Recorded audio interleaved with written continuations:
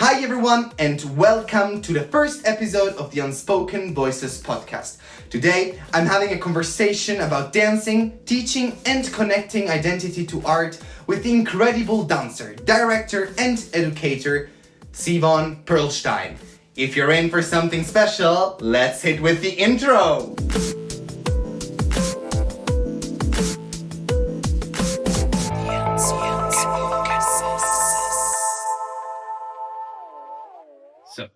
Hi, Sivan, and thank you for being here as my first guest to this podcast. Oh my God. So I want to start by a leading question, which is what I love about dance is that ideas doesn't come from the mind like thinking art, but like from the body. What do you think about this? I don't think it always starts like this. Okay. I mean, I'm thinking there are many times I go into the studio and it's very intuitive and impulsive. Because for me, of course, the body takes the place of the mind. So, and it speaks for itself, like emotion and feelings. I don't know, if I go back, like when I was young, I really had a hard time to speak out. But I could go into the studio and explode. And that it was kind of my language. Later on, when it became my profession, I realized it's actually my mother tongue, you know? Mm-hmm. But I mean, it depends. I feel like choreography, dance has different purpose. And then there is a different starting point, you know? Yeah. It can be very thinking, but not about the body. The body represents the thoughts. Okay, yeah, makes sense. It's intuitive, but it doesn't mean that like I say, I want to talk about, I don't know, religion, and then I imitate. But I can take a movement that can represent something and work it, and then it's more like an engine of feelings in it. Yeah, makes sense. Also, I had a little experience creating a choreography for a show last month, I think it was. And I did for the Willkommen song of Cabaret. Oh, wow. I love it. And I did it with Matthias, by the way. And I was struggling a bit, actually, creating the choreography. So I let him do it. The easy way out. Because, how do you do things that are not just, as you said, imitating other things, but how do you keep the style? Because it's also important to keep the style of the original. Yes. I think somehow if you do cabaret. So if we're talking about musicals, of course, it comes in a period of time. There's a style. This is the frame. And then, of course, every number, there is a different topic. There's a different, something different is burning. There is a different need. And then I'm asking, what do I want to say? It's the same. It's exactly the same way as you look at acting. And I think that was also my personal transformation. You know, I started as a dancer. That was my way to speak. And later on, I realized I'm missing tools. And then I went and studied acting and did dance theater. And I realized, and when we learn about how to analyze text and talk about subtext and verbing, I realized it's the same. Yeah. But we are not doing it so logically by writing and overthinking, because the thinking goes through the muscle. It's like your body is there. So when I go to cabaret and I want to say dance like Willkommen or Mein Herr, or I don't know, what is the purpose? And if you go in the history of the theater, in the Asian Greek theater, there used to be a choir. And the choir, and the reason you had a choir, big choir, because you didn't have any mics, you didn't have anything, and you needed to project very big. And there was one voice made by many people that create echo and power. And that was like the storyteller, you know? For me, dancing in musicals, it's kind of the choir, you know? And I'm thinking, and what kind of perspective do they bring to the stage? So these are the questions that I'm asking myself. Like, are they supporting the character? Are they pushing the character to do something that they don't want or want? Are they taking care of the audience? Yeah. Like what? And then I'm working from there. I'm working from what are the feelings? What is the purpose? And of course, in the frame of the style, of the time, of the costumes, like it all have to speak the same. So in a way, I love working within frames. It helps you. It gives you a lot of support, and you can create something that's very constructive. You know, very So whole.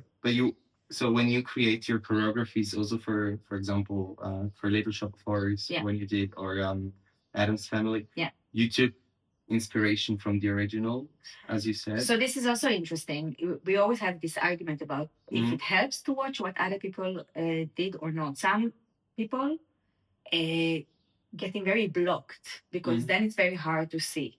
Yeah. Other way of doing that. It's funny. I have different process. Sometimes I listen to the music and I try to understand what I feel. I try to understand what happened before, what brought us to the situation, where is the ending point, you know, if there is a like a journey during it that needs to happen for the character or for the audience, because basically you take care of the audience, right? Yeah. And the story. So I'm thinking. And then I do like to watch. I like different interpretation. And I think I'm learning a lot by watching. It's also the process that you do when you study, you know, and you're in the studio. I feel like it's beautiful. You see also in double cast, people have different interpretation and there's no right or wrong. You find your connection. And when I watch something that has been done, I can really criticize it in a good way, you know. I can see something that I love and I say, I love it. Yeah. And then I question myself, why do I like it? Why do I feel like this? What happened? It's not about the copying of a movement. It's about manipulation, exactly the same as acting. What kind of a manipulation it did on me that made me feel that? And sometimes, even if I don't like something, it's also great. Why don't I like it? What does it miss? And then I know what I want to bring. Yeah. And then I can drop it and go back to the music and to my own instinctive connection that I have. But I love watching. I think it enriches us all the time, and I think this is how you don't get bored of yourself. Yeah. Okay, that's so cool now, because I honestly, when I did the choreography, I was just playing the music, trying to do some movements, and then replay it, and there was not so much reflection behind it, honestly. But I do wish that you will get there. I do wish that you take. I'm talking about it. Take the movement to you, like make them yours. Understand why. What does it mean? It's not. I don't know. It can be because I wasn't trained to be a musical choreographer, and I do come from the contemporary more and more expressive and more pure dance. That it's not just movement as a decoration. Yeah. No, that makes sense, because it's telling, it's storytelling. Yeah, and I mean, like, of course, it's in the musical. There's something that comes on top of it that it's become virtuosic. Yeah. And for me, being very connected to the music, it's virtuosic. You know, it doesn't have to be a powwow, but it does have to be. It needs to be from inside more. Of course, if I got to work on big stage with professional, then it's the next level. But I mean, like, it's all about the setting. Yeah. Well. I mean, that's a very cool way to see this, because I never really considered it. I'm entering into dancing this year, so I'm trying to improve myself. What does it mean to improve yourself in your perspective? Just on the technical way, being, for example, more precise in the single movements. Don't be lazy, especially also because sometimes I just try to make movements but I mean, easier it's or shorter. very easy to be lazy if you don't understand, again, acting, why and what. Yeah, that makes sense. Yeah, but in that case, I would do just dancing, not musical. Yeah, like so pure. That's, I don't know if there is a why and what actually? I mean, Yeah. I mean, there are many layers of it. Okay. I had a teacher that said, there is different phases when you learn a choreography. The first phase is building it. It's the memorizing. You don't really work from your muscles. Yeah, okay. You work on the head. Yeah, that's the biggest problem. Yeah, right? And then remember everything. Yeah, you're not connected. You're like, oh, there is 1, 2, 3, 4, 5. You know, A B C D. Yeah, yeah. And then later on, it comes a flow, quality. You know, and then also the muscle memory. Now, when the muscle memory is there, then you can add quality. Sorry, so it's like the head, the muscle, quality, connection. Yeah. Of course, when I work and I don't have a lot of time, Yeah. you kind of have to put it together. And I think it can also work if you find the connection. No, and also something that really inspired me that you told me when I came to Close Encounters the first time. I wonder. Yeah, because at first I couldn't move. I mean, I was a wooden stick. I had to practice a lot, and I'm still practicing a lot. I do like 3 hours a day of dancing at home. That's amazing. Yeah, to improve my flexibility and everything. And something you told me at first was, you don't have to like be good at dancing, but if you like it and you show it, then you will be good. You said it's something, I don't remember the exact word you said, but it was this the message. And this thing really inspired me. And I also, now for school, we had to learn a dance choreography in sport. You can imagine like a boy gym class learning a dance choreography. Yeah. Funny. And so great, actually. No, it was great, but I think it's good. Yeah, I mean, it didn't look like the original choreography at the end, but that's the question. Does that matter?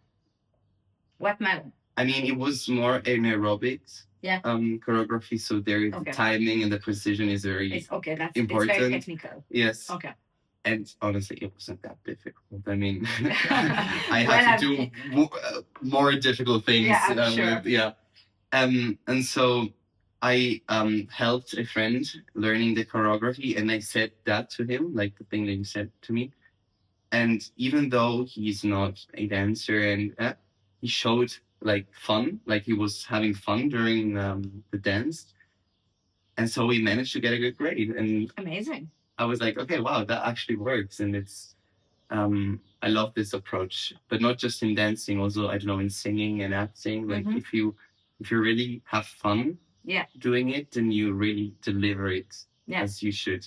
And for example, that helped me also during Fame, because I think in Fame I had the time of my life on stage. I was so like, it was so funny, and there I got probably the most compliments until now. Because you were having the best time. I was having fun. You were burning the stage. Thank you. And for example, in Adam's Family, I was more a bit more anxious, and also I had a lot to do about dancing and singing, and also a lot of text to memorize, which was the first time, I think, because I've never done such a big production before. And there, I think also when I watched the video again, I saw some parts where I could have done better, because it was just, I wasn't fully enjoying, not fully enjoying it, but I was so concentrated in what I had to do that I couldn't like enjoy the character fully. And so I think that thing that you said, you have to enjoy when you're on stage, when you're performing, singing or whatever, that's real. And I love this kind of inspiration. But in a professional world, they don't enjoy all the time. No. You of course you have this anxious, it takes time until it's really there. And it's kind of like happiness, when you're a kid, you read these books, these fairy tales, and they live happily ever after. And it doesn't exist. No. You grow up and you understand that happiness, it's for moments. Moments here, moments there. Yeah. And then, I mean, when you're in a professional or when you get to do that enough, so you are stop being anxious, yes, you have joy, achievement. There is also automatic pilot. And also, every night you just give yourself a new purpose. Now I want to really focus on that. And then you achieve that. So this, you create your own moments. And I mean, that was a big challenge for you, which I had no doubt that you can do it. And you did great. I think it's the pressure that you brought in, of course, because it's the first time. Of course, the voices around, always getting in. And you didn't get to do it enough so you can reach this maybe. But I did enjoy you. I did see those moments. Okay, I think you're fantastic. Thank you. No, the main problem was the bald cap that I can imagine. I was panicking that it would like fall off, especially because in one of the last performances, I think the second last, during full disclosure, it actually opened here, and I felt all the sweat coming in my face, but I couldn't. That's the thing. Glue and sweat doesn't go well together. No, right? no. And I was singing, and I felt everything coming down to my mouth, and I was like, I have to keep doing this. Yes, limitation. But limitation is also good. It's good. It's good. Yeah, it was an experience. It was an experience also with the bowl cap and many layers of costume and everything else. Yes, we talk about the theater illusion, but also when it breaks, it breaks sometimes. Something fall, Yeah. It's also part of the magic. You understand that? Yeah.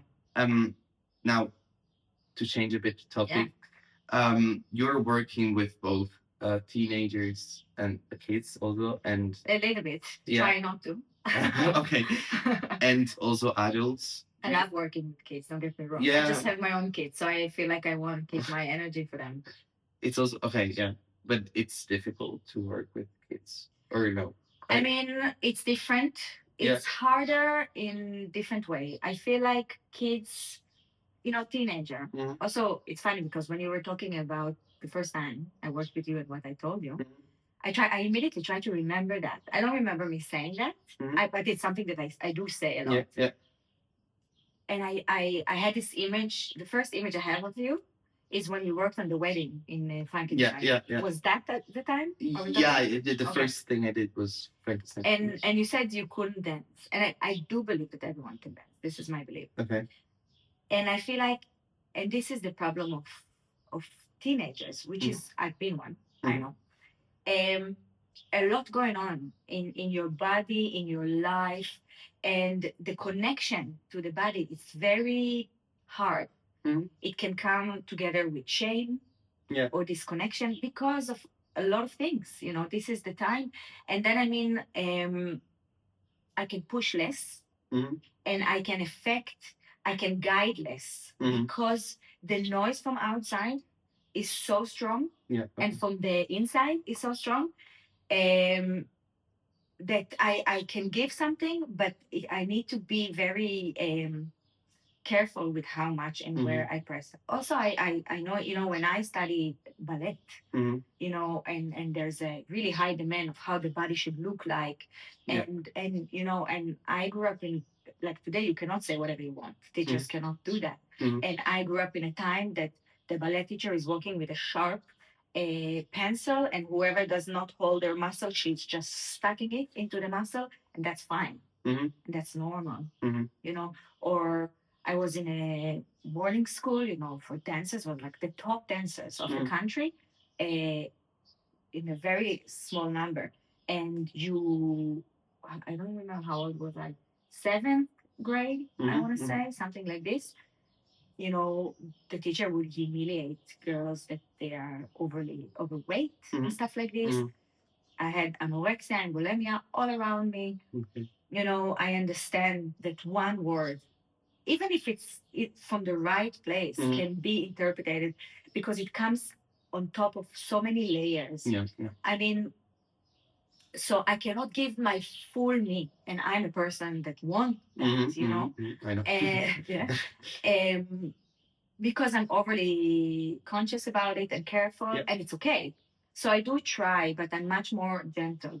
And then also, it's funny because when you work with teenagers, you get a feedback much less. Like you can talk to a kid.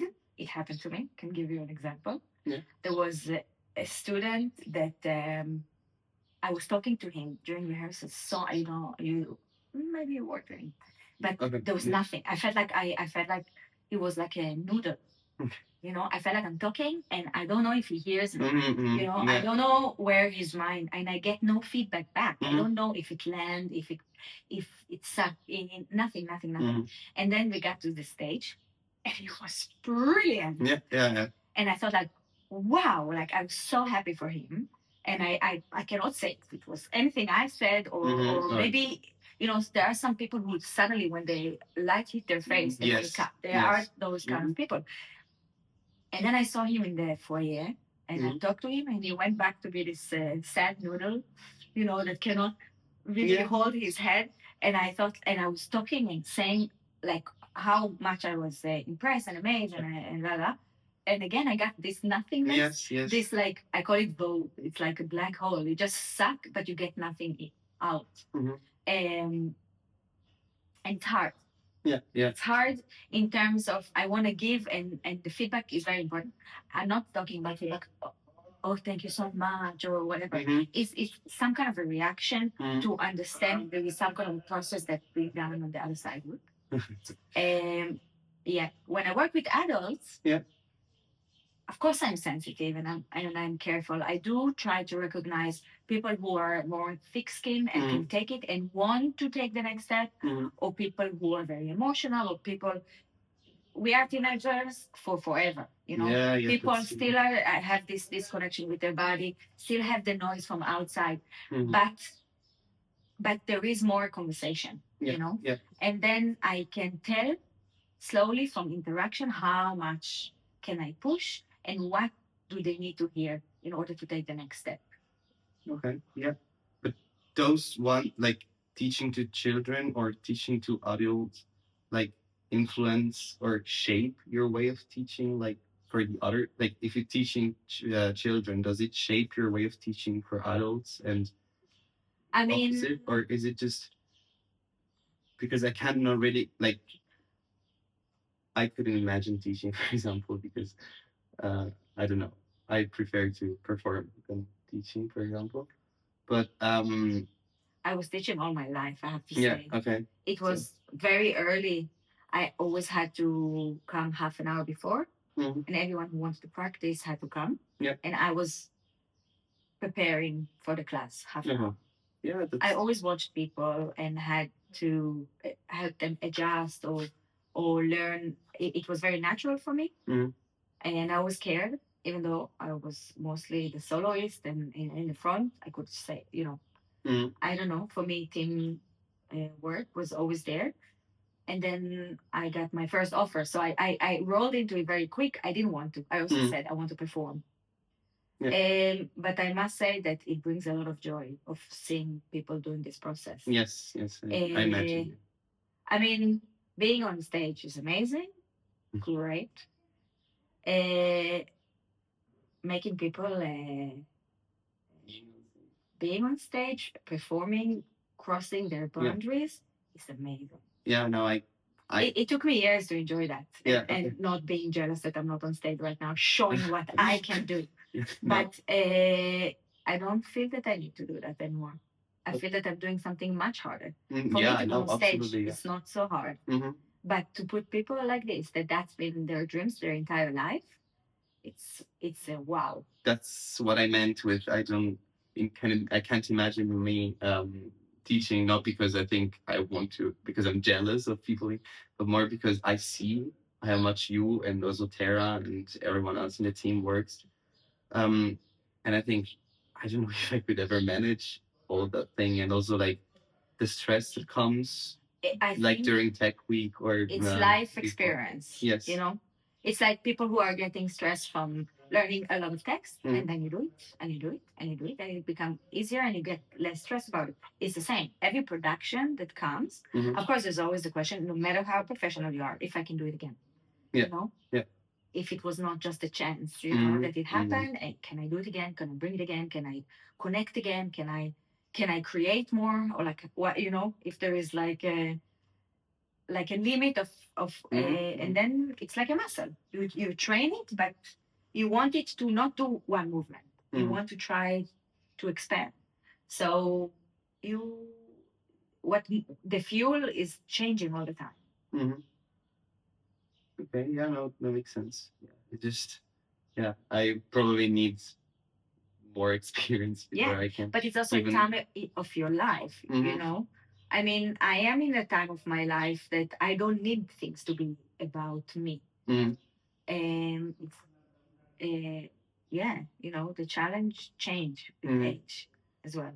No, that's a cool point. Also, because when we think about artists and art, we often think about narcissism and Yeah. people thinking always about themselves and being in the spotlight and everything. Yeah. But at the end, for example, for me, one of the best experiences was in Little Shop of Horrors, where I had to, where I was in the ensemble, because there was this cool teamwork and people supporting each other and helping each other, and everyone was putting something about themselves in Yeah, it. but people from the audience don't know that. Yes, They exactly. don't understand that it's really a group effort.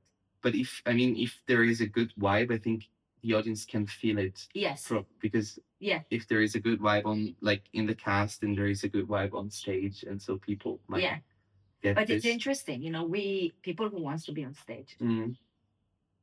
The question about if it's a narcissist thing or Mhm. not. Of course, you want the love of the audience. You want this glory moment, Mhm. and it makes you really. Or when you go out to the foyer and people tell you, "Wow, wow, wow, Yeah, it's amazing."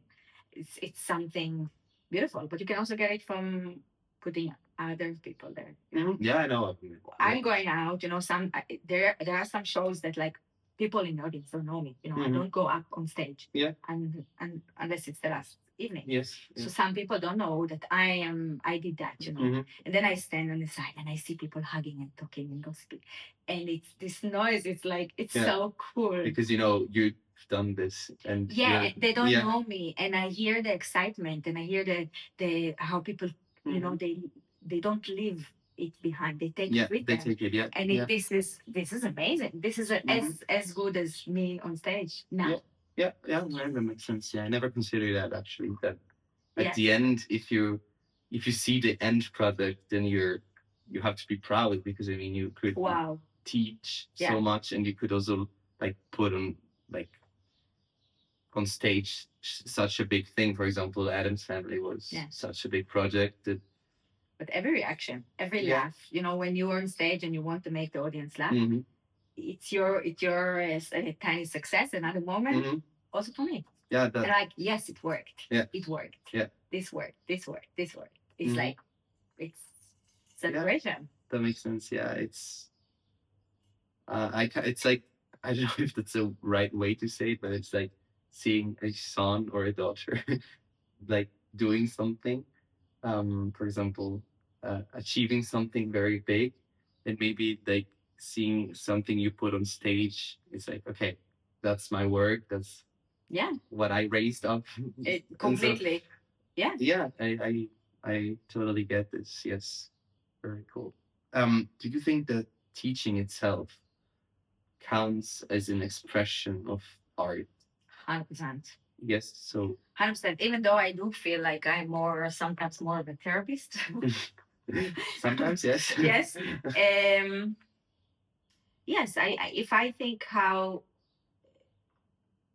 of my teachers, that what they gave me, they give you a perspective. They give you, you look at this in a different way. And when I teach, I also try to give that. Mhm. I mean, I normally don't just come and teach a dance. Mhm. I want to talk about it. I want to talk about what it means, because it's the same.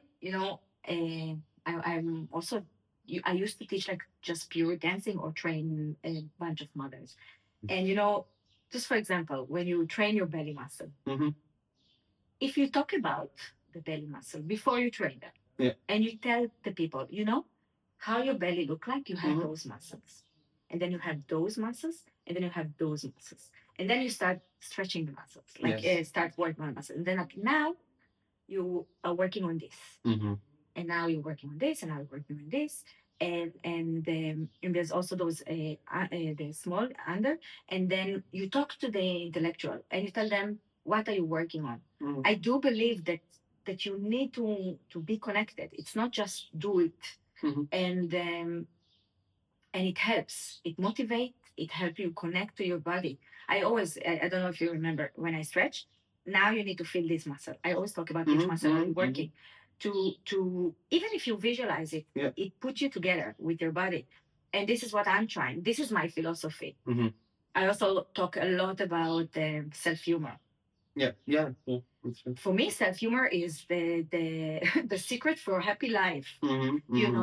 Sometimes know how to take things easy, know how to let go, know how not to be too serious. It's there's so much shit in this world. Yes. There's so much shit in this world. Yes. Let's remember and glorify what's good. And part of it is not take things so serious. Part of it is just yes, do that. And I do feel that I've been doing so many musicals, and I work with different artists. No matter what I do, it's always relevant. It's always for me the first thing to do. And also when you come with this kind of attitude, you allow things to come in because you judge less. You judge less of yourself, of people around you. It open you, it soften you, and it makes you also aware of so for me, if there's anything me as an artist that I want to say that for the world, I want to change something, that will be it. And I do feel that I bring it to every class, no matter what is the title of my class. If it's Fosse, if it's pop, if it's musicals, if it's contemporary, like everything, acting, first rule. Yeah, and I agree on that. Also, when, for example, another example, Tara taught us about all the vocal cords and how the vocal system works. When you are aware of it.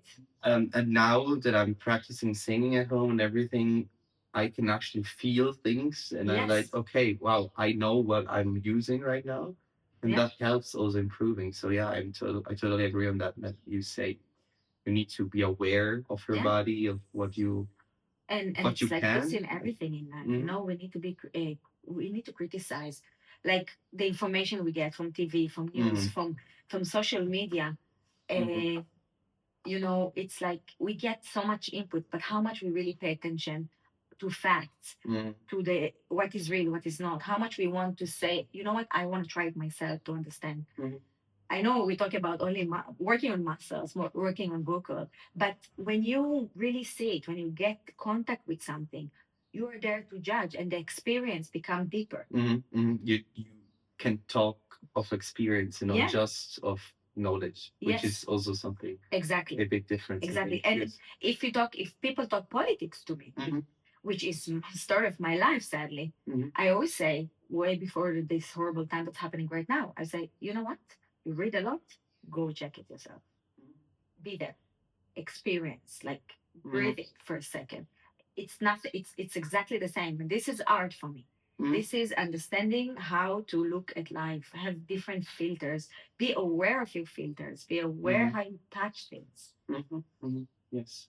It's funny because I had to write an essay shortly in school about this, about both questions. What is art? One was that one, and the other one was recognizing fake news and everything. And so I think these two things actually work together because 100%. Art works a lot with fake news. And also there's the big dilemma, what is when those art become too much? For example, when does art have boundaries? Can you touch every topic? Or is it what was your answer? That's actually I don't know. I didn't really answer to this question, but I mostly gave my own opinion, I think, which is mostly because I'm open to everything, and also I'm mostly against censorship because I think everything should be talked about. 100%. And this is why art exists. Yes, but at the same time, it shouldn't be offensive. Like if it's satirical, Yes. it's okay, but it shouldn't be offensive. For example, a very simple example for me, the Book of Mormons. Oh, this is brilliant. I know. It's brilliant, but it's still a safe topic. Yeah. It's still a safe topic. Is No it? one hated them. They were laughed at. They maybe you know. Of course, I cannot speak for them because I'm not them. I have me no either. idea No. what is the experience of being a Mormon of this world. But I mean, like, it's not that not. I'm trying not to get to this political discussion. Of course, I'm trying really to walk around it very, very much. But I mean, like, it's not a group that being hate and hunted and abused. And I do think that they did it in such a respectful way. I mean, the musical. So maybe you don't know because I know because I'm obsessed with that. Okay, yeah. So I bought the book that speak about the process of how they created it. Okay. Oh, okay. Yeah. You know that they've been living with them. They've been working on it between, I don't remember if it was 11 or 13 years. Oh, okay. With actual Mormons. They went there. Okay, yeah. They met with them. They lived with them. They have so much love for them. They have so much understanding of what does it mean to live like this. Of course, they make fun of them. But look at the Mormons. They follow them. They thankful. It's just for me, for example, because I'm a religious Christian, and so sometimes blasphemy is a bit offensive to me, especially since I'm not an extremist. I'm not a religious freak. You know what I mean? Because I'm pretty open-minded with everything, but it's just I respect you, so I want respect back. You know what I mean? And so when I hear blasphemy, sometimes I think, is it really necessary? And the question is, if it's necessary, it's a good question. But what is the damage?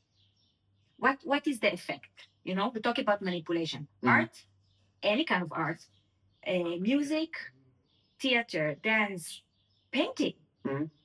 It's a certain of manipulation on the spectator. Yeah.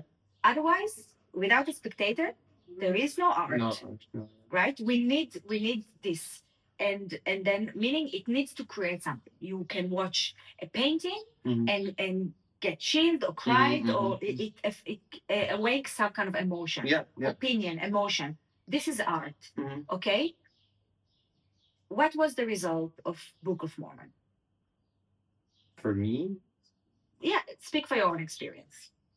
I mean, I'm not a Mormon, so I can't relate to what things. Have you talked to Mormons who watched it? I did. No, I never. Because they're always outside. Yes. They follow it. So I went there and talked to them. Okay. They love it. Oh, they love it. Okay. They love it. Okay, now that's cool. It doesn't mean that those represent the entire community of Mormons. Maybe there are people who are not. Yeah. I mean, it's also something about finding offensive. Offensive is very individual. Choosing, but it's also is choosing to to take things in person. When do I get offended? What offend me doesn't have to offend others. No, that's. But I mean, like the question is damage. For me, like again, talking about boundaries. Of course, it's very hard to take control of where things are reaching and how they are. What are the result of it? You cannot take fully control of how things rolling and how people interpret your creation. But I mean, the intention matter. That's what I want to say. Yeah, that's true. The intention matter. That's true. In their intention, they do love them. They do put them out there. The Mormons is a small community. They gave them a lot of space, publicity. Yeah. I mean, And then I mean intention. If you do something with the intention I agree on that. of dismissing someone, of creating hate, talking about that, you know, there's a lot of pro today. Pro this, pro that, pro this. I never understood this pro, because pro, they don't understand the price of the pro. When you pro something very specific, you kind of say something as is cancelled. What does it mean to be pro? You know, if you cancel someone, this is wrong. You know. Yeah, that's wrong. Yeah, So I mean, I agree on that. Like the message is exactly. important. I mean, yes, no, that's true. It's mostly the intention. You know, it's also, it takes me to another thought. You know, we work as a team. I work with sometimes I am the director, it's something else. Sometimes I work for a director. As a director myself, sitting next to another director, I need to know my place. You know, I am professional. I'm being paid to come and talk my truth, my opinion, my artistic opinion. But eventually, it's not about me. You know, and I respect.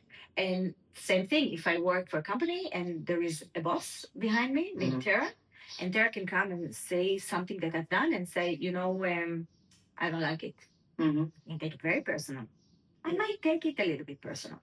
But at the end, what is her purpose? Her purpose was to take me down, or to help me, or we both want to reach the same goal. We want to create something great. Yes. So I can choose how to see that. Of course, I work with people who their purpose was to take me down. This is why I don't work with people like this. But I mean, it's a choice, you know, and you need to grow into it and question. I think it's not a bad thing to question all the time. No. I agree. And this is also something that art's goal is to question. To question, yes. To question everything and not take things for granted as they served us in social media or whatever source we choose to consume from. Yeah. Also going back on the thing before, for example, there is a very famous movie in Italy called Fantozzi. I don't know if you ever heard it. I haven't. Which is a rather older movie of Paolo Villaggio, which was a director and also actor, and he created this character called Fantozzi, which was basically the average Italian person. Okay. He was representing the average Italian person, and me as an Italian, even though sometimes I see things that are not nice to see, I have to love on it, because it's like, okay, I know, like, interesting. I'm part of it. I know I might be like this, depending on other factors, and so, and I love also, like when I see, for example, very simple example was, for example, that they do in Italy. It's typical when you have like a house with many apartments. Yeah. They do this apartments meetings. Okay. Where people meet and talk about things of the apartment, and also like what problems are, what new ideas might be, and everything. But they mostly end up with people discussing and fighting. And in Fantozzi, you saw the scene where he prepared himself as if he would go to war, and then he entered the room and they started like simulating a war and like screaming around and hitting each other, and then they came out and they said, yeah, let's meet next month again to discuss again. And I just loved it, even though it's not nice, because I mean, it's a stereotype, but every stereotype has some truth in it. Yeah, I mean, yes. And I mean, talking about it, like hiding, I'm sorry, but like you're in a different generation. All this PC thing, for me, it's a disaster. PC, you mean? Politically correct. Oh, for me too. It's a disaster. I agree on that. It's like, okay, if we don't say that, we make it disappear. Holy shit, no. No, that's, I agree on that. Yeah. It's boiling under the ground. And because the problems are not going away, but you pretend like, oh, we are so clean. Yes, I agree. It does the opposite. It does the opposite. And, you know, talking about the Italian stereotype. The Italian stereotype, okay, I'm not talking as Italian, of course, I'm not Italian. But I mean, like, you can, you have a choice, right? You can make family, like, enjoy that, I mean, or you can be offensive about it. Let's talk about my stereotype, okay? Jewish. Yes. Let's talk about Jewish. there's so many stereotypes about Jewish. I love joking about it. Mm-hmm. I always laugh about it. I'm great in math. I'm great with money. Mm-hmm. I'm a bad Jew because I eat my pork. You know, Mm-hmm. I'm always making fun about that. We can close. I have. Should we? We can. I Okay. have. We can do also a little break. Yes, we can. Okay. I don't know, but I'm in the middle of topic. So Okay. I won't Yes. do that. But you know, I like it. Mhm. And of course, I can say that because I'm Jew, and not everyone who will joke with that about that with me, I will laugh, Mhm. unless it's someone that I feel that maybe they are not making fun of it. Yes. They're not making, you know, the joke is not with me. It's Yes. about me. Yes. Yes. I agree on that too. Yeah. And you know, the difference, let's take the difference between this stereotype of the Italian or the Jewish is that many people want to kill the Jewish. You know, so the use of the stereotype have a reaction. It can roll into hate and putting very bad ideas of which I came across. Jewish are controlling the world. We control that. We are controlling the banks. We control Hollywood. We control everything. You know, I mean, there is a bad use of that, and still, I do enjoy that. You know, I do think in any stereotype there's some kind of a truth. The truth doesn't have to be about me as a Jewish. The truth can be about how the world, you know, afraid of themselves or whatever, you know. But still, it's a tool. Yeah. It's a tool that important to take in, and it's also a tool to practice self-humor. Exactly. I wanted to say the thing. And boundaries, and also how much we grew. Yeah. For example, now we're working on Grease, right? The musical that I'm working on. Yes. And for years, Tara is saying, "Hey, let's do Grease." I'm like, "Oh, no. I hate what does it stand for." It's basically a woman trying to changing herself, giving up herself, and becoming a smoker and wanna be pretending to be something that she's not to get the guy, the love, which is insane to me, you know. Because we worked so hard and we got so far. Why should I put that on stage? But also it has great things. So after a while, we now working on that, and we did a read of the script. And holy crap, there's a lot of very disrespectful things that happening. Yeah. There is an older man who is hitting on a teenager girl. This is a terrible thing. Yes. There is talking about privacy, no privacy. They're going and looking under girls' dresses. There is forcing themselves on women, outing a woman that a girl that think that found out that she's pregnant. Yes. You know, there is so much wrong in this, and the language making fun of cripples. And we were reading it, and then Tara was saying like, "Oh, we have to cut it out. Oh, we have to clean it. We have to clean it." And then I realized you cannot. No. This is the time. Yeah, exactly. And if you start cleaning and then you clean this but not this, and you don't get out of it. But it's important. This is a reason to put it on stage to show. You know what? The fact that it shocked you. This is the manipulation that we want to reach. This is what we want to say. We cannot go back to that.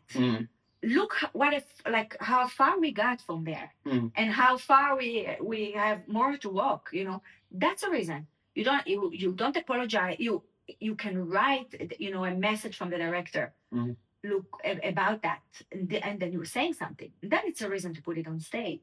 You know, even the book Mein Kampf.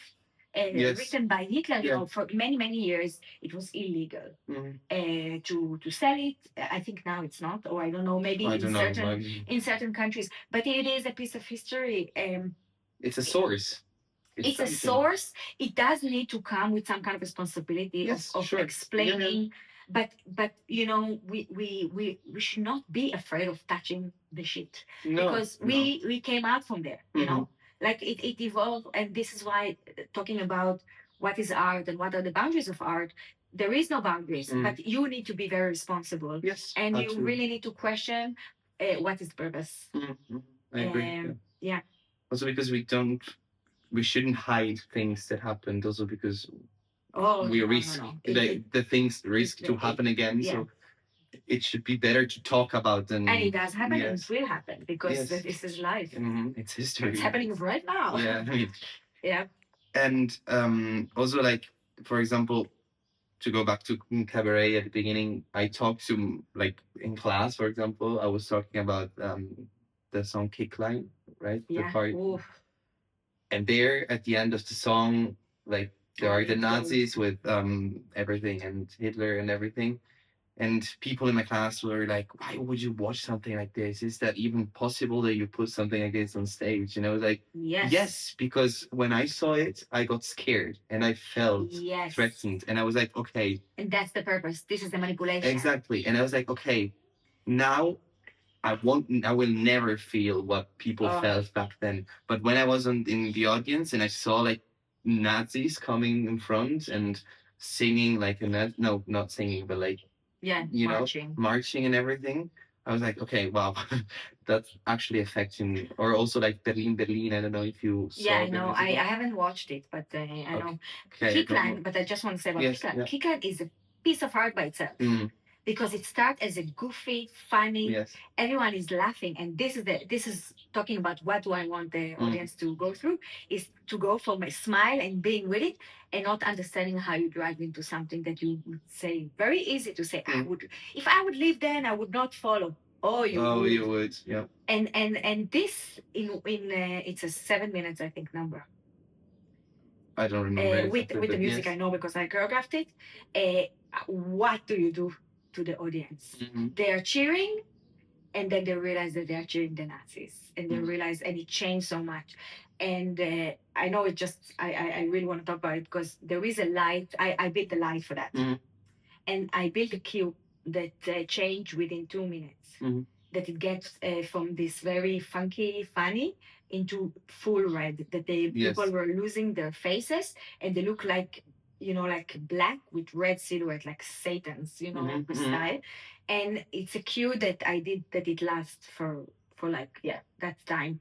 And it kind of like sneak behind you, and then it appears, and then you understand what you're watching. And for me, that was a piece of art by itself. And this is also when I realized, it took me time to understand, musical, is it artistic enough for me, for what I'm coming from? Yes. There's so much to say all the time. All the time. Of course, this is the story of my people by chance. Yeah. But I mean, I can also find it in Little Shop, in everything I can find myself. Yes. And find a way to express myself. Yeah, also because it's part of everyone. I mean, it's history that touches everyone. Yeah.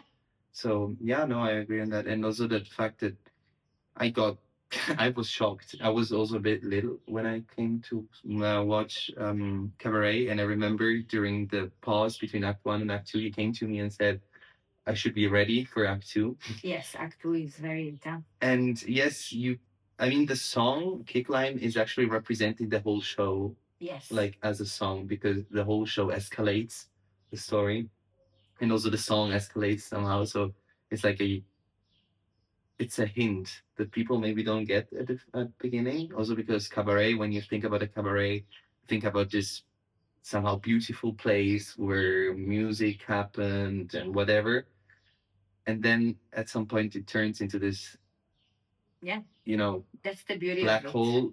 And you're like mixing arts with the terrors of the world and of history. It really expresses what happened, the bad things that come, they don't come knock the door like, hello, can I come in? They sneak under you, and by the time you understand, you're surrounded by that. It's too late. And this is what cabaret has been doing.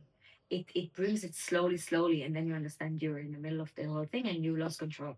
And it's written, it's I think, Book of Mormon in terms of comedy and style, it's one side of me. Yeah, it's different. And cabaret is my favorite because it's so smart and well made in terms of the story and the side story. The storytellers of the ensemble and the MC. Yes, I love MC. And how they meet. Yeah. At the end, you understand that it's the same. There's no them and us. Eventually. No, I love MC too, actually, because he's such a powerful character that has every shades. Like Exactly. he's everything, It's and everything. also like the show itself, it criticizes so much. It criticizes like not just the times, but also like, for example, capitalism with the song. It's Uh, relevant. Money It's still and relevant. and it's like you watch it today and it's Every like, okay, second we're of it. still there. Unfortunately. Every second of it is Yes, relevant. yes. So it's very cool. I love the show. Yeah. So we're back Yes. after the little break. I think now we are at the point where I can ask you the main question of this podcast, which is, what is your unspoken voice? Like something you feel inside of you that you never give voice to, but you want to give voice right now. That I haven't given it by now? Yes, or that, yeah, whatever. And I mean, I won't. It's the question Judge, of the of $1 million course. question. Yes, exactly. It's a big question. It's funny, when I was an artist who lived in Israel, I had a different unspoken. Mhm. It was mostly, I was also in different place in my life. I think it was mostly finding my voice, but I didn't. I know to say now. When I came to Europe, one of the reasons I came to Europe was to get out of my comfort zone of everything that is familiar and known, get perspective, meet other artists, learn, continue learning. What I didn't realize that will be my journey to find my purpose as an artist. It's funny because I realize as an artist, you come here to say something, right? You want to represent something. There are many artists who kind of like living in the shade, or living in the shade meaning like they just echoing the sound that anyway exists there, out there. I'm not saying that I'm saying I want to say things that no one ever said before. People speak, artists, but I mean, I do know that I bring a different perspective of this world. I realized it when I did my master, which was an amazing experience. I did it at the Hakabe, but you take courses all around Switzerland, and I met mostly Swiss, German, and also people from all around the world. And we analyze a lot of art, we watch together, and I always kind of find out that I am very different. My opinion, my taste. And then I start checking my drawers, what does it mean? Maybe I grew up in a very different society that's more conservative, a different model of art. What does it mean? And I realize that I'm not afraid. I realize that I don't have fear to touch things and to say my truth. Well, a lot of people are very, around me during the studying at least, were very into being avant-garde but actually echoing each other. Also realize that my voice matter, especially here, because back in Israel, I did not had to go through any identity question. I'm Jewish, and I never defined myself as Jewish because I live in a Jewish country. Most of my friends, 99.9% are Jewish, Israeli. Maybe came from, for sure, different cultures, different countries of the world, but eventually we live under the same roof. And suddenly I come here, I have different life experience. People that only heard about wars or being afraid of the life of their family or of their own, I realized I have a lot to tell and say. And I also felt like it also affects the way I see the world and the way I take things. And I'm a very optimistic person. Yeah, somehow. yeah, that's true. Because it's kind of what we said, there's so much hate in this world. Let's focus the light. And there is also, this is a Jewish say, you can scare away the darkness only with light. Yeah. If you want the room to stop being dark, you don't create darkness, you create light. And I realized this is my purpose. I want to bring that. I want to bring that despite what people hear. I'm not saying I am the representative of the Middle East or Israel or Jewish. I'm not. It's not the only topic it's not the main topic I'm dealing. I'm not walking into a room and saying this is me, but I am saying there's other way of looking at things, and I think it's to challenge the conversation, to challenge the perspective, always question, not run away, and understand, because I always hear from people, you should talk, stop fighting, you should talk, and I feel most people don't talk. Most people don't want to talk, really talk. Yeah. It's very easy to hide behind things. So behind in protest or social media, and I feel like I kind of want to clear this fear and put and bring some very honest, open conversation. I don't know. I think this is what I wish. I don't know if I'm doing it, but this is where I wish to go. Okay. And not hide behind big words, very heavy intellectual, mostly about feeling and experience and human. There's a lot of human rights that are very not human with the way they communicate. Like, it's not my job to put a mirror, but my job is showing by living other way Of seeing. of, yeah. Yeah. Okay. Cool. I love this answer. It's very complicated. Yes, it's a complicated thing. I was thinking. Yeah, I about don't know what how much I managed to put it in words, but No, but I got it. What you meant. yeah, I had some clashes with people who think different than me about this world, or have an opinion about me just because I have a Jewish name and Israeli passport. I got me and a lot of artist friends that got cancelled because of something like this, and it of course it's terrifying, it's terrible, and I realized people cancel me or someone else over what reason, and this is the art is to hear voices, not to cancel people. Yes. I mean, that's what we're doing in the normal life: boycotting, canceling, hate. I mean, this is when you live here in Switzerland and you have this rich and privileged life, and you sit here and you judge situation from far away, very easy by media. You don't speak, you don't hear, you don't use all the filters, you don't meet. This is why art exists, and then art needs to come from a place like this, not just about echoing but questioning. Yeah, that's cool way of thinking. Yeah, and I also want people to see each other as humans. That's another thing. Not with stereotypes. Not labels. Not label. Exactly. Yeah. That was my first piece I've done in Switzerland. Okay. About stereotypes and labels. Yeah.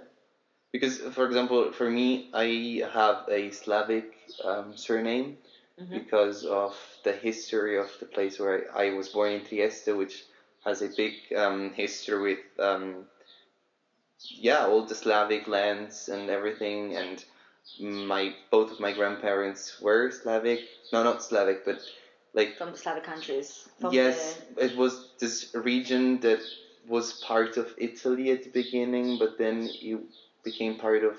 I don't really know the history. I don't want to go too much in detail because I cannot speak of it because I don't know. One day you'll do this research. It's interesting. Yes, I want to do it as a actually as a not matura, but as a history project for my IB, and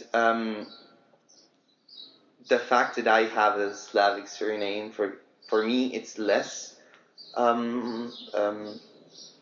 like it has less impact, but for example for my grandpa or my father, because it's from my father's side, a lot of siblings of my grandpa changed their name after coming to Italy because they were afraid of discrimination due to the name, because there was a big fight between Italy and Slavic lands, and so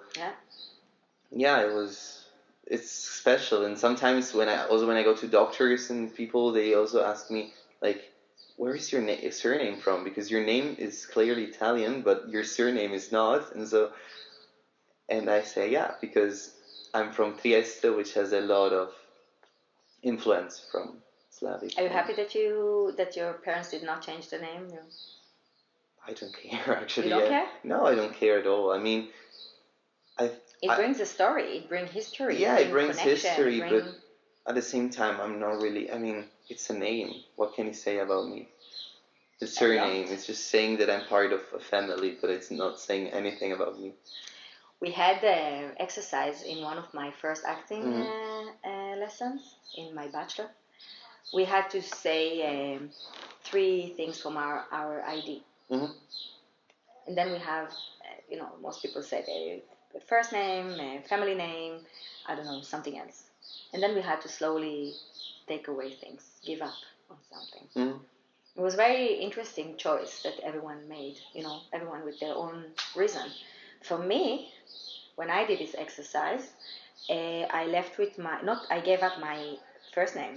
Most people left with their first name. Mm-hmm. I gave up my first name and I kept my last name. Yeah, because it has an history. Yeah. It has an history, which I'm connected. Maybe you will change your mind after you're gonna do this Ruth checking. Mm-hmm. Mm-hmm. I mean, it's interesting. Also, coming here with my Jewish name, it's a target. Mm-hmm. My kids having my Jewish name is putting a target on my kids. Mm-hmm. They don't have it, on their jacket. If they get lost, they don't have my name. They do carry my name. Yes, but then they carry their dad's name. Okay, yes, because it's not safe. No, it's not safe. I get it. Many Jewish who came to Israel changed their name. My dad decided not to, and I'm very happy. It's my history. It's my story. And especially because my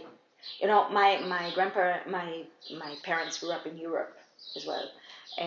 They had different names outside the house, non-Jewish names to keep safe, and Jewish name in the house. Yeah. I mean, it's part of my history. It's part of my identity, and me coming back here, I think I'm happy to carry it. I would not give it up. Like the history worked really hard to survive and to exist. In this name. Yeah. It's important for me. Yeah, I agree on that. Yeah, because also for me, I mean, I cannot be, I don't know, maybe when I will research on this, I will find out things that I won't like about, I don't know, rather Italy or and then Yugoslavia, but it's still part of me, even though I don't like it, even though maybe it's like something I wouldn't have supported, but it's still part of me, and it's still But let's say you find out something that you don't like. Does it mean that you are that person? No, exactly. What does it mean? It gives you an option to act against it. That's what I mean. Yeah. If a person comes from Russia and everyone Putin is blah blah blah, that means that they represent this country. No, they have a choice. They have a choice to show something that people don't see normally. We always have a choice. Maybe also the beauty of the country. Maybe exactly, and the beauty is to choose your path and not go the road that someone send you in. Is to say, I'm aware, I'm connected, and yet I make a choice. I mean, this is an art. This is being an artist, no? Yeah.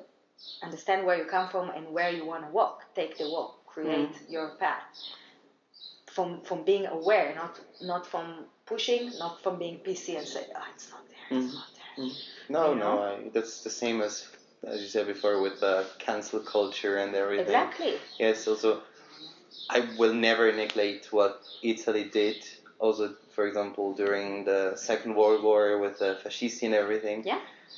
And I will never support what Italy did, but at the same time, I don't want to forget or cancel it, because I think we have to learn from it, and we have to take it, and also show that there is also another side, because that's also very difficult nowadays, I think. But imagine if you could do it in real time and not in a perspective of 50 years. So not 50, 70, 80 years back. Imagine that if now we can have all of this and at the same time reflect about it. You remember we have like brain muscle work. Do it at the same time. Yeah. Use all of it. Use our brain, use our muscles, use our eyes, use our filters, use our connection at the same time. Yeah, that's true. Not Also, jump in a conclusion. no, not too early. Yeah. No, that's a cool reflection. Also, because with all the worries and everything going on right now, there are a lot of things that are being said and it's very hard being because seen, and it is not even easy if you're to. ready to say those things, doesn't mean that the people there are ready to hear that. Mm-hmm. You know, I did a piece at the Tanz House, and later on it showed in a festival in Winterthur. It was this piece about stereotype, but it was like the third role of this piece. I had different version, and then it was a work in progress at the Tanz House showed, and we got a mentor from the Tanz House, and I worked with three performers. One was a gay man that has a drag queen figure, not figure, how do you say? Character. And she have her own life. Like she's a very known persona, and they're so different. So it's kind of like a split personality in a way. It's very interesting. It's a person that have two personalities completely. Okay. You can color it in so many ways. And then one girl that she kind of represent me because I didn't want to be on stage. She's a Jewish Israeli dancer, also look like me, funny. She's short and curly. And another girl that she's a Swiss, black woman, that never been accepted as a Swiss because of the color of her skin. Yeah. And all we talked about is stereotypes. It was really interesting process where it really worked from like peeling their own layers and all of it. And the mentor that we got from the Tanz House, I will put her name out, a very Swiss, white, privileged woman. And then once she came to the rehearsal and she said, I don't know what you're talking about. There's no racism. We often, forget the reaction in the room. You know, like you could hear like a pin drop, and then the Swiss performer, the black woman, she freaked out on her. Freaked out on her, cried and left the room. And she told me, I would never sit with her in the room. I don't want her. And this was the moment that I told her, please leave the room. Just saying this thing was racist. Yeah, but I mean, I would not, you know what you said. I understand that. Because a lot of people come to me and tell me about my own experience as Jewish. You know, I'm not gonna tell a person, a Mormon, a black person, Italian, what does it mean, you know, to be Italian or to be black, or that. Who am I to tell you about your experience? Yes, exactly. And this is a way you can say very nicely, but I don't know if the other side is ready to hear that. You know, they don't always. Sometimes people are not aware, and it's also fine. And I had this conversation that people caught themselves and realized, holy shit, you are totally right, and apologized and took responsibility, and this is beautiful because we are not perfect.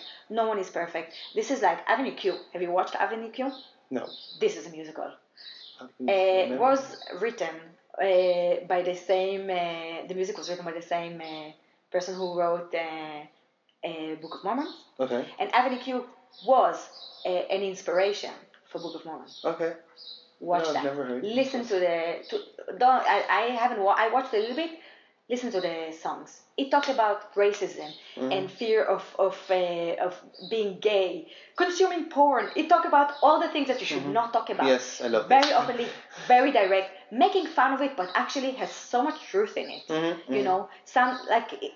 The unspoken voices, actually. Yes, exactly. But it does this manipulation that you're laughing and having fun, and then you realize, actually, it's like cynical laughing. You're like laughing with this truth. bitter. Yes.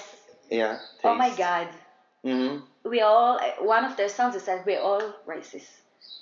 We are all racist. We do see colors." When I worked with a black student that told me about the complex of being black, and I want to hear that. I want to be in contact with this, and I tell her, you know, you're black. You come into the room, and this is part of your identity. Yes. This is part of, if you want it or not, it's out there. Mm-hmm. Own it. We don't need to not talk about it. There's nothing to be shamed. Exactly. Own it. Understand it. Also, it open your doors. Also close. It bring difficulties. Yes. Mm-hmm. But you challenge it. Mm-hmm. This is your purpose. Make is it to part challenge of you, it. yeah. I want to challenge those things. Mm-hmm. I want to challenge those quick judgment. This very black and white life. I want to talk about life is gray. Mm-hmm. There's very little that is black and white. Most of us live in the gray zone, and the gray zone can go in different tone. Accept that. Mm-hmm. Open your eyes. Yes, I agree on that. Also because, we should really accept ourselves and be open also in speaking about it. When I, for example, as you said, for a black woman or a black man, you're black, yes. Yeah. That's part of you. That's part of your history, part of your, I don't know, maybe also, where your parents or whatever. Yeah. It doesn't mean necessarily that if you're black, Swiss black, you came from Africa. No, exactly. It's like, no. It's you. My kids will carry my Jewish name. I don't know how much they will keep the tradition or whatever. I don't know how much I am doing that. It doesn't matter, but it is part of me. It's part of me that I want to remember, and I want to give it a place. Some days I don't want it to be the topic. I don't want to be the Jewish Israeli Sivan Perlstein. Sometimes I want to be Sivan. Sometimes I want to be, I want to put something different in the front of what I'm representing. Sometimes I just want to be a human. Let go of me, And just a good person, or just a mother, or just a partner, or just me as I am. It doesn't always have to be this heavy weight I'm carrying. But it is definitely part of me, and I should own it. Yeah, I like also this metaphor of the heavy thing, because I think in general we should be a bit lighter and exactly dancing through life, quoting Wicked. Yeah, and also self-humor. Also understand the fun of it, the fun, the laugh. Because life is heavy. So why make it even heavier? Yes. Be like free yourself from things and prejudice. Also about on yourself, because sometimes we also have prejudices about ourselves. 100%. You know what I mean? We are the biggest limitation of ourselves most of the time. Yes. Even if it comes from outside, it's your own process that say yes. There is this song, Die Vampire Die. I don't remember from which musical it is, but they talk about vampires, all these thoughts that limit you, that close you. If you hear someone on the street call you a name, like, make fun of you, you're like, what an asshole. But you can take yourself so down and hard, and be so much more mean to yourself than others. And that sounds because you know yourself better than everything else. Yeah, but you're also more hard on yourself. Yeah, but you should accept what you have, what you can give, and make it part of it. For example, for a very long time, I was not accepting the fact that when I sing, I can get very high, very high, also in head voice and everything.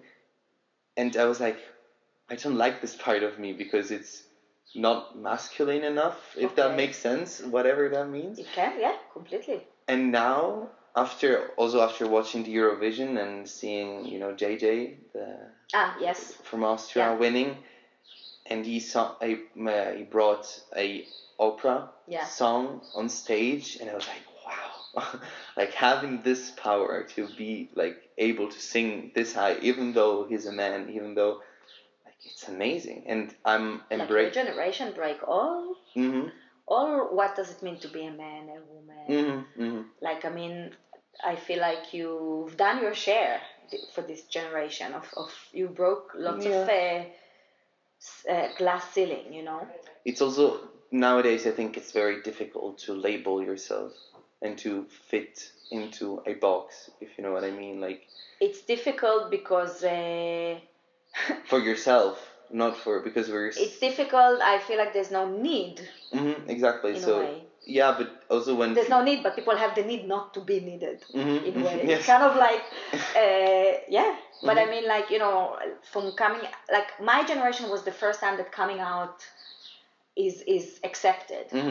And now we're talking about a whole, like we went way ahead of that, which is amazing. Yeah. I mean, like I feel like you've done your share already, and it's going to grow and grow. You one day will be very conservative to the next generation. Probably. Yes, Probably, yeah, we're all like. Yeah. No, but also the fact that when people, I don't know, ask you about whatever, sexuality, gender, pronouns, everything, yes. Sometimes I don't know how to answer because I never really questioned myself about this. It's just live and let live, Again, to quote Cabaret. And I don't know, it's just, I love this being free and everything that is. Sometimes freedom might be a bit, too much freedom is also a bit, because if I think about now in school, I see a lot of people like disrespecting teachers or. But this is not freedom. I think the definition of freedom is that it doesn't come on the account of the others. Yeah, of the others, yes. It's something very individual. But it's often used as a to justify yourself. Cynical for example, use. Also religion. You said yourself that you're a religious person, which is very rare to hear, I have to say, especially in your age. Yeah. It has so much freedom in it. Other people, I'm not talking Christianity specific, in all religions, also Jewish, making a very bad and cynical use of that.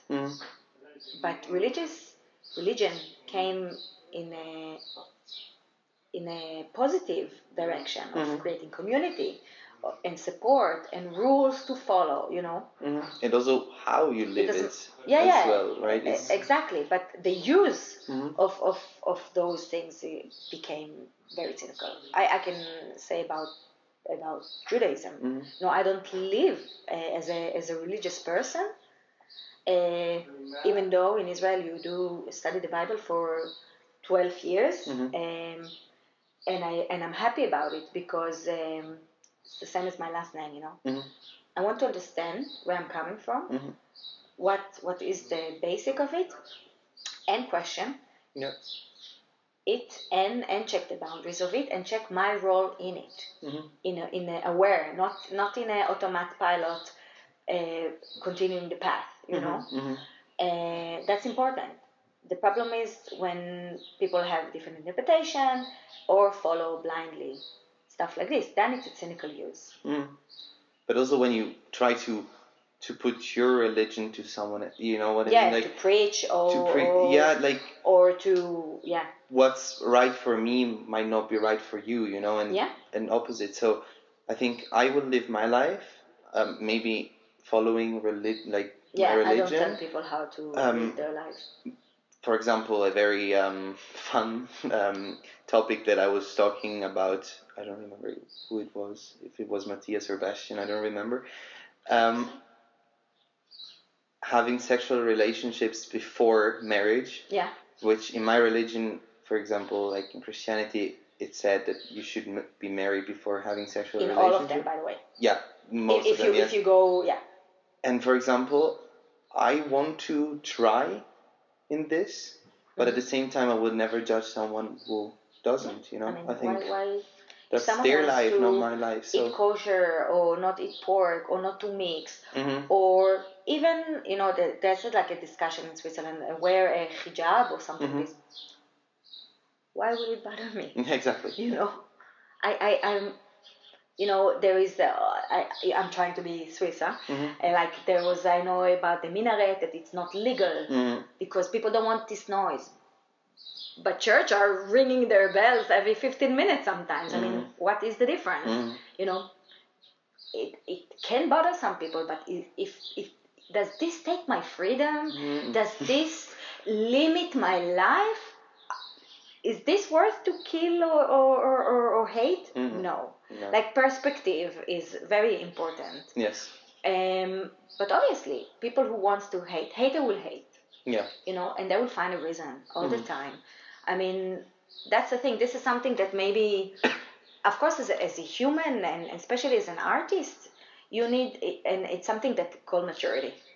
In certain time, you stop caring, stop focusing about the voices from outside, and stop apologizing for what you want to say or be. It takes a long, I think if you would ask me 15 or 20 years ago, I thought I was honest, and I was honest to what I was ready to give for myself. Same thing 10 years ago or 12 years ago when I came to Switzerland. I was in a different place from today. I learned a lot about myself. I learned a lot about myself in this constellation of being a foreign in Switzerland, of being a Jewish in Switzerland, of being a Israeli, because no matter what, that would be my label. Yeah. Of being a mother, of being, we are changing all the time. The world is changing all the time. Our role, our say, what we want, you don't have one thing to say. And when you say that, then you understand that you have more things to say. I had a friend, he is a music director, and he, in a very early age, signed with Sony company, made his dream come true. Oh, wow. This is insane. Yeah. And I talked to him, I'm like, what do you do now? And then he said, then I dream again. We always have something to say. And whatever burn in me to say now, maybe in 1 month, I will feel like, oh my God, I'm in a different place. Values are not changing. They should develop, in a way. It's not changing from black and white. But it shouldn't also, because that would be too extreme, I think. Yeah, but you do when you mature, point. you become a bit less naive. You let go of these dreams they promise you in these fairy tales of happy ending. Which I don't like about growing up. Because it's tough. I love, for example, the book The Little Prince. Yeah. Which you of know. course. They translated to almost every language. Every language. I read it, I think, in 5 languages already. Because I always, when I learn a new language, I want to try reading it in this cool language. And so I also found a version in Triestino, which is like the dialect we speak in Trieste, which it was very cringe and very weird, but I tried to read it, and I love the message of the book, like the thing of growing up and losing the magic and everything. And I think you lose it and you find it, but you find it in places that you would have never. But I think that's mostly for artists, not for everyone. Can be. Not for everyone. And I think that's what makes an artist also, like seeing the beauty of life, even though you're an adult, or True. Keep dreaming also. Yeah. Good.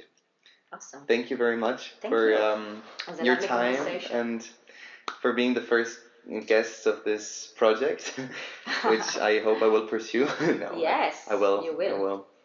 And thank you very much. And I had a lot of fun. Yeah, me too. It was interesting, inspiring. Yeah. Cool. Thank you. Thank you. And that's it for today's episode. I hope you enjoyed it, of course. Thank you so much to Sivan Perlstein for sharing her thoughts and energy, and to you for listening and watching. If you like this conversation and would like to hear more voices like her, don't forget to subscribe and like the video to follow this journey. Until next time, take care and don't forget to listen what's unspoken.